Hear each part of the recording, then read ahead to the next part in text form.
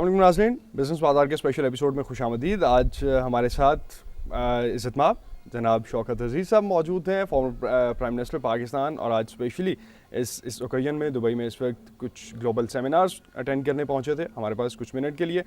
سر، وقت ضائع کیے بغیر گلوبل میلٹ ڈاؤن کی جو سچویشن ہم نے اسٹارٹ ہوتے ہوئے دیکھی، we are blaming U S, we are blaming Europe, what's the actual story? جی، گلوبل اکنامک سچویشن یہ ایک بہت پیچیدہ مسئلہ ہے اور اس میں بہت ساری وجوہات ہیں. ایک تو یہ کہ کافی کچھ سالوں سے لیکوڈیٹی بہت تھی، فنڈز اویلیبل تھے، تو ایسٹس کی جو پرائسز تھیں وہ بڑھیں.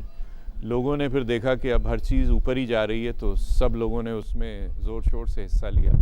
اور پھر بینکوں میں یہ ہوا کہ ایک لالچ کی فضا پیدا ہوئی، لوگوں نے رسک ایسی لی جو نہیں لینی چاہیے تھی، اور اوور ایکزیوبرنس جسے ہم کہتے ہیں، اس کی وجہ سے ایکٹیویٹی بہت بڑھ گئی. پھر جب کریکشن آیا تو لوگوں نے یہ ریئلائز کیا کہ ایکچوئل ویلیو اصل ویلیو سے بہت زیادہ تھی، اور ایک کرائسس آف کانفیڈنس اب ہے. پوری فاؤنڈیشنز جو ہیں گلوبل فائنینشیل سسٹم کی وہ ہل چکی ہیں.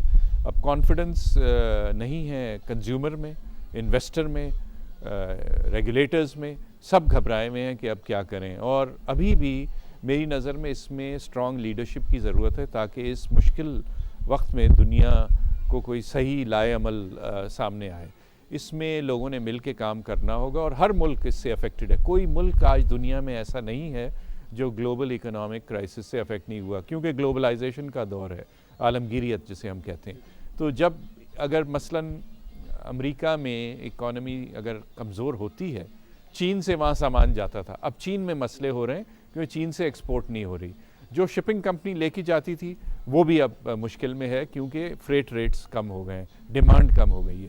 تو اب ایک کریکشن آیا ہے، اس کو اب سنبھلتے بھی وقت لگا. میری نظر میں 2009 جو ہے مشکل سال ہوگا. باٹم آؤٹ آپ سمجھتے ہیں اگلے سال جا کے ہوگا باٹم آؤٹ. 2009 میں ابھی بھی پریشر نیچے آئے گا، ڈاؤنورڈ پریشر آئے گا. 2010 میں وہ بھی لیٹر ہاف میں کچھ امید ہے کہ تھنگ سٹیبلائز ہوں گی.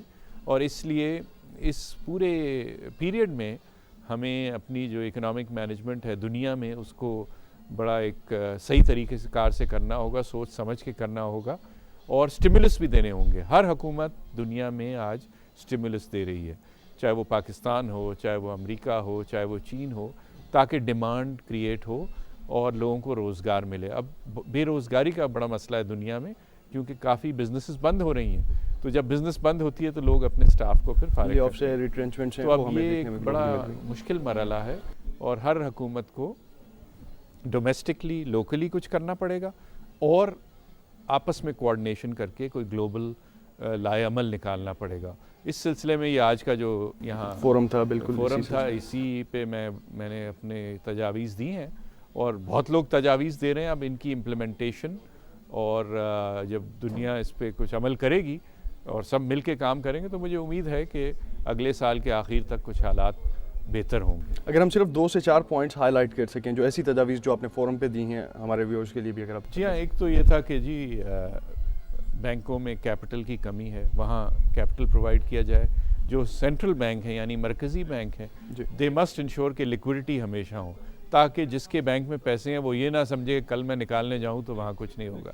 تیسرا یہ ہے کہ رسک مینجمنٹ جو ہے اس کے لیے ہمیں بالکل ایک نیا لائے عمل نکالنا پڑے گا، تاکہ جو پچھلا سلسلہ تھا وہ آگے جا کے ہمیں تنگ نہ کرے. میکرو لیول پہ بھی جو اکنامک مینجمنٹ ہے اس میں گروتھ انسینٹیو، گروتھ والی پالیسیز ہوں جس سے جاب کریشن ہو، جس سے، اور اس میں سٹیمولس پیکیجز جو ہیں اس میں حکومت کافی کچھ کر سکتی ہے. مثلاً پاکستان میں پہلے بھی ہوا ہے، اب بھی ہو سکتا ہے کہ انفراسٹرکچر کو ہم پروموٹ کریں. تو یہ میجرز ہیں. باقی یہ بڑا کمپلیکس ایشو ہے، اس میں اور چیزیں بھی ہو سکتی ہیں. کمنگ ٹو پاکستان، جتنی ہم نے گلوبل سچویشن دیکھی، جو اکنامک میلٹ ڈاؤن آیا پاکستان پہ بھی، ڈیفینیٹلی آپ نے کہا کہ ہر جگہ افیکٹ اس کا آیا، پاکستان تک بھی پاس آن ہوا.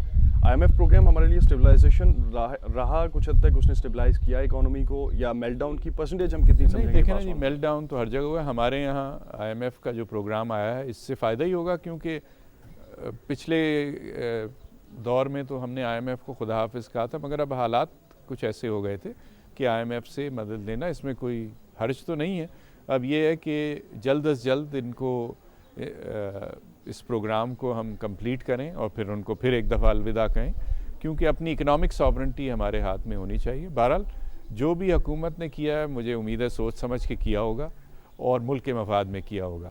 باقی آئی ایم ایف سے اس پروگرام کی وجہ سے پیسے بھی ملیں, کچھ لوگوں کو کانفیڈنس بھی آ جاتی ہے کہ ایک بیک سٹاپ ہے, اگر ہمیں لیکوڈیٹی کی ضرورت ہے تو آئی ایم ایف ہمیں فارن ایکسچینج پرووائڈ کر سکتا ہے. مگر آگے جو ہم نے دیکھنا ہے اس میں یہی ہے کہ جاب کریشن کیسی ہوگی, گروتھ کیسے ہوگی, اس میں بزنس فرینڈلی پالیسیز ہمیں کرنی ہوں گی, اور عام آدمی کے لیے جو کچھ ہم کر سکتے ہیں, جو شکار ہے مختلف جو آج کل مسائل ہیں اس کے لیے بھی کوئی سوچ کرنی ہوگی, اور وہ مجھے امید ہے کہ حکومت کرے گی. حکومت کو ہم, اب جمہوری حکومت ہے پاکستان میں, الیکٹڈ گورنمنٹ ہے, سب مل بیٹھ کے قومی مفاد کو اولین رکھ کے اگر اپنی کارروائی کریں تو مجھے پوری امید ہے اس میں پاکستان کا بھی فائدہ ہے اور ہمارے عوام کا بھی فائدہ ہے. پاکستان کے لیے بھی 2010 وڈ بی کنسولیڈیشن یا 2009 بھی کنسولیڈیشن میں ہم رکھ سکتے ہیں؟ باٹم آؤٹ ہو چکی یہ تو پاکستان بڑا مشکل ہے کہنا, کچھ پریڈکٹ کرنا, بٹ لگ رہا ہے دنیا میں عالمی جو سچویشن ہے اس سے یہ پتہ لگا 2009 will be a difficult year.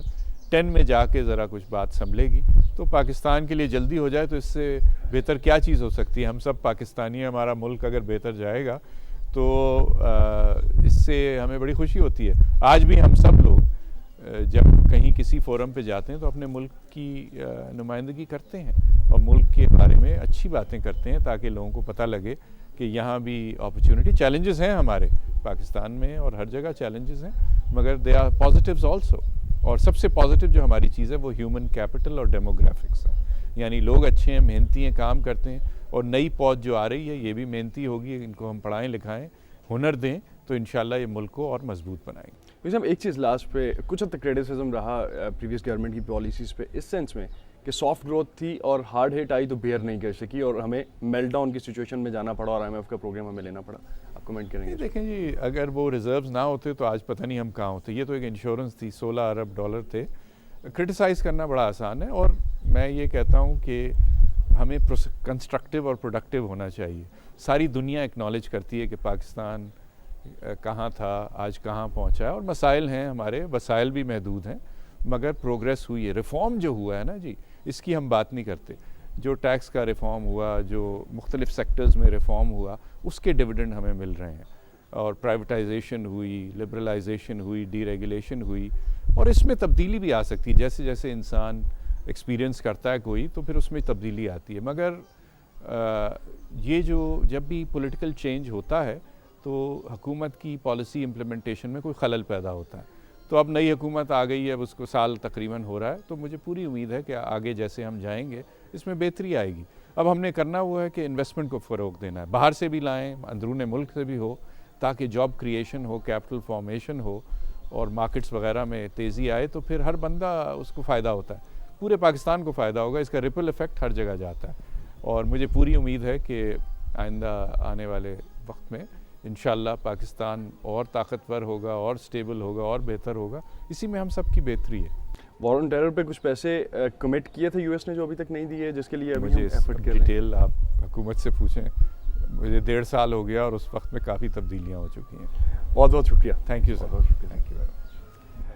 Hussain former prime minister Shaukat Aziz صاحب ہمارے ساتھ آج ایکسکلوسیولی موجود تھے, اور جس طرح سے گلوبل میلٹ ڈاؤن کی سچویشن ہمیں جو دیکھنے کو مل رہی ہے اس حوالے سے آج ایک کانفرنس میں انہوں نے ایڈریس بھی کیا, کی نوٹ اسپیکر تھے, اور اسی طرح سے ڈفرینٹ کانفرنسز اٹینڈ بھی کر رہے ہیں. اور اسی حوالے سے اس وقت جو ہمیں گلوبل اکنامک میلٹ ڈاؤن کی سچویشن دیکھنے میں مل رہی ہے اس حوالے سے ایڈریسز اور اس حوالے سے سجیشنز جو ہیں ان کی جانب سے دی جا رہی ہیں, پاکستان کے حوالے سے بھی ان اسپیسیفک اور ادروائز بھی گلوبلی. جس طرح سے انہوں نے کہا کہ 2010 کا سیکنڈ ہاف اس طرح کا ہمیں فیس دیکھنے میں مل سکتا ہے کہ situation at least bottom out ہونے کے بعد ریکوری کی طرف جا سکتی ہے. یہ کنسولیڈیشن ہمیں 2010 کے سیکنڈ ہاف میں دیکھنے کو مل سکتی ہے. لیٹس ہوپ کہ سیکنڈ ہاف 2010 تک جو ہے سچویشن اتنی ورس نہ ہو کہ کنسولیڈیشن میں فردر ہمیں ایک لانگ ٹرم دیکھنے کو ملے. اب تک کے لیے اتنا ہی. بزنس بازار کی ٹیم اور اسد اللہ خالد کو اجازت دیجیے. اللہ حافظ.